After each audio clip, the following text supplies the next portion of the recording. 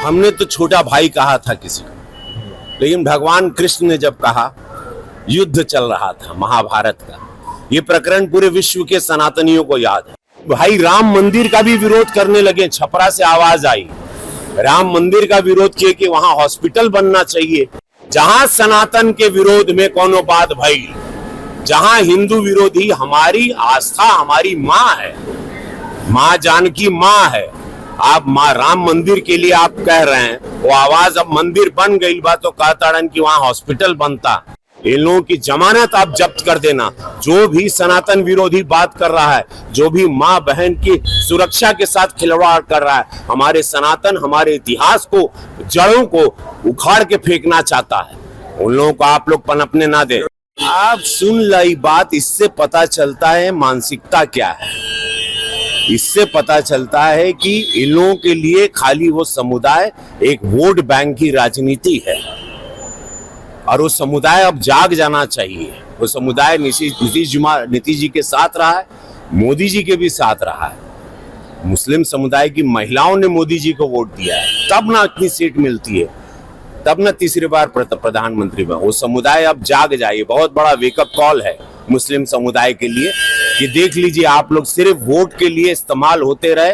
कांग्रेस के जमाने से, आजादी के बाद से इस समुदाय को सिर्फ इस्तेमाल किया गया है, और अनाज से लेके मकान से लेके सब कुछ प्रधानमंत्री जी और इस सरकार में सुरक्षा व्यवस्था, इस समुदाय को पूरा सुरक्षित रखा गया है। लेकिन वोट बैंक, वोट की राजनीति में यह समुदाय बिखर गया। हमेशा हिंदू मुसलमान विरोधियों ने करवाया, भाजपा ने कभी नहीं करवाया।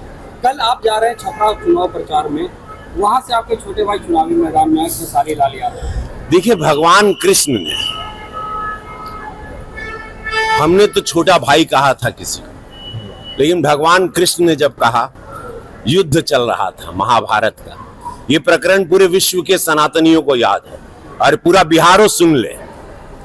जब युद्ध चला तो अर्जुन कहा कि ये भगवान, सामने भाई है, चाचा है, परदादा है, काका बा, छोट भाई बा, वो पटीदार है, क्या करे। तो भगवान कृष्ण क्या कहे जब पटीदार, चाचा, काका, भाई, बहन जो भी तुम्हारे समक्ष है युद्ध में, वो अधर्मी हो गया, वो सनातन के खिलाफ हो गया, वो स्वार्थ में चला गया, तब चूको मत, बाण चलेगा। जैसे ही विरोधियों की आवाज जो हुई आज निकल गई कि भाई राम मंदिर का भी विरोध करने लगे, छपरा से आवाज आई, राम मंदिर का विरोध किए कि वहां हॉस्पिटल बनना चाहिए। तो वही विरोधी आज बिहार सुन ला हो, समस्त बिहार से कहते कि मां सीता के मंदिर का भी विरोध हो रहा है।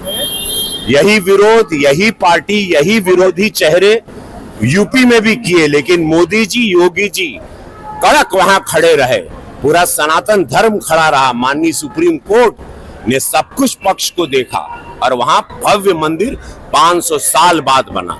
अब मां जानकी का मंदिर भव्य बनने जा रहा है। ये विरोधी यहां भी मुंह उठा रहे हैं, जितने एनडीए के विरोधी हैं। तो मैं आप लोगों को सचेत कर देना चाहता हूं, इन लोगों की जमानत जब्त कर देना।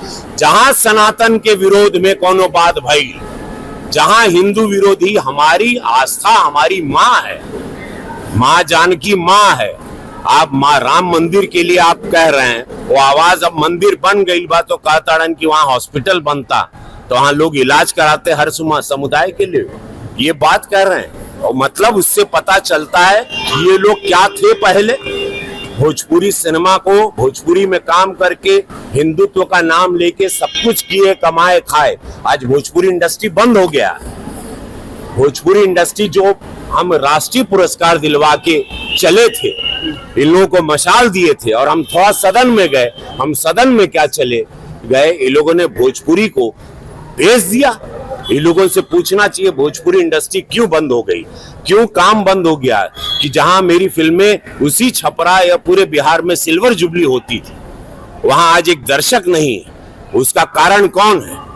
किसने भोजपुरी को बदनाम किया, किसने भोजपुरी की ये हालत की किसी ने एकजुट किया, तो आज वो लोग जवाब दें कि वो इंडस्ट्री पे ताला लगा के आप कोई और कुछ उम्मीदें देंगे। ये छूट पर जहां पर एक जंगल राज था, उस दल के साथ जहां सनातनी विरोधी आवाजें निकलने लगी, राम मंदिर के खिलाफ आप लोग आवाज निकाल रहे हैं, मां जानकी के मंदिर जो बनने जा रहा है उसके विरोध में आप लोगों की आवाजें निकल रही। इससे ये पता चलता है आपकी विचारधारा क्या है, और जनता जान रही है। इन लोगों की जमानत आप जब्त कर देना।